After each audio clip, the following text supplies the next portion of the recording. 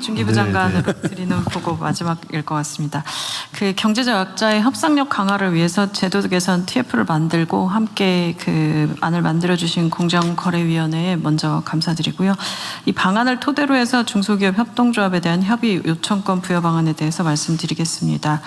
그 경제적 위치에서 불리한 위치에 있는 중소기업들을 위해서 중소기업들의 결사체인 중소기업 협동조합을 통해 협상력을 높이는 방안을 에 대한 의견들이 꾸준히 있었습니다.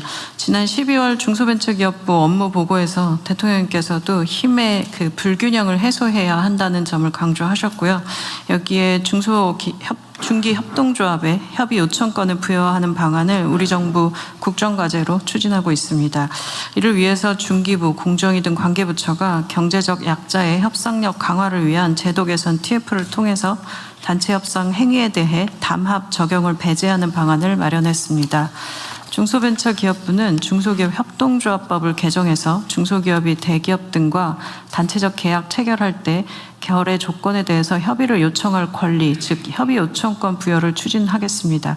그리고 대기업 등 거래 상대방이 협의 요청에 반드시 응하도록 의무화하고 만일 협의 요청에 응하지 않을 경우에 대해서는 협동조합은 중기부에 조정 신청을 해서 협의 요청이 실제 협상으로 이어지도록 보완할 예정입니다. 공정위와 함께 마련한 담합 배제 방안을 통해서 이러한 협의 요청 관련 행위들은 담합 예외가 적용될 것이고 중소기업의 협상력 강화와 공정거래 질서가 조화를 이루도록 제도를 마련하겠습니다. 이미 국회에서 발의된 개정안이 있습니다. 이를 중심으로 해서 협의 요청권 부여를 위한 중소기업 협동조합법 개정을 추진하겠습니다. 이상으로 보고 마치겠습니다. 네.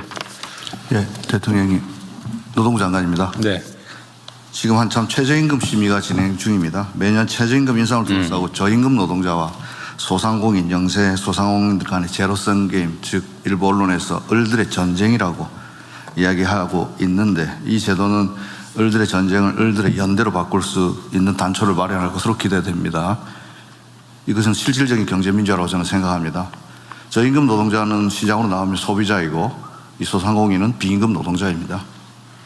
우리 경제가 직면하고 있는 양극화, 특히 내수 부진은 동네 상권 붕괴를 막기 위해서는 지역화폐 등 여러 가지 조치도 필요하지만 근본적으로는 저임금 노동자들의 소비 여력을 올려줘야 되는데 이것은 자영업자의 비용으로 직결됩니다.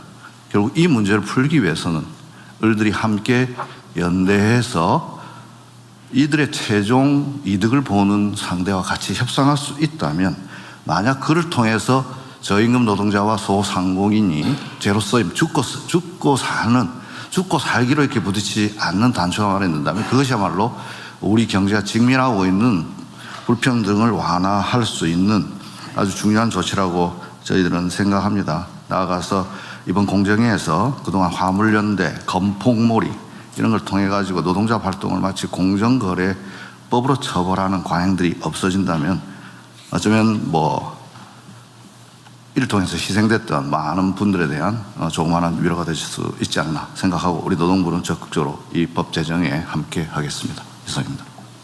그 옛날에 건폭 수사 해가지고 건폭 수사가 그 사람들은 아직 수감되어 있는 사람은 다 나왔죠? 네, 그때 8.15 특사로 우리 정부 첫 번째 사면으로 나왔고 나오지 못한 분, 형이 확정되지 못한 분 제하고는 다 나와 있는데 그때 당시에 고 양해동 님이 자기는 노동조합 활동을 했는데 왜 이런 공정거래 위반 그 다음에 담합 이런 것으로 조사받는가 이런 것들에 항의한 사실이 있습니다.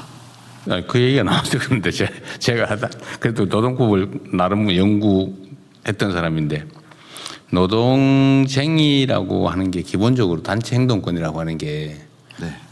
속된 말로 나쁘게 표현하면 때를 지어서 무리의 힘으로 위력으로 자신들의 주장을 관철해서 뭔가 경제적 이익을 추가로 획득하는 거잖아요. 그렇습니다. 옛날에는 이게 소요죄, 그다음에 반란죄 이런 걸로 처벌했단 말이에요. 노동법이 생기기 전에. 자유법 원리에 따르면 네. 사회법이 제정되기 전에는 그렇게. 그다 교수형, 총사령 하고 그랬잖아요. 근데 그 후에 이제 노동조합법이 노동관계법이 생겨나면서 이제 단결 교섭 행동권이 생겼는데 이거를 건설 노동자들이 왜 때를 지어가지고 저 건업주한테 압박을 해가지고 왜 추가로 돈을 받아냈냐? 이 공갈 뭐 이런 걸로 좀 처벌했잖아요. 그렇습니다. 근데 다 난 그게 어떻게 난 법원에서 유죄가 나는지 이해가 안 되는. 그래서 그런 것들은 다 법원에서 임금이라고 다 판정을 받았으면. 그러니까 무슨 뭐라더라 무슨 비?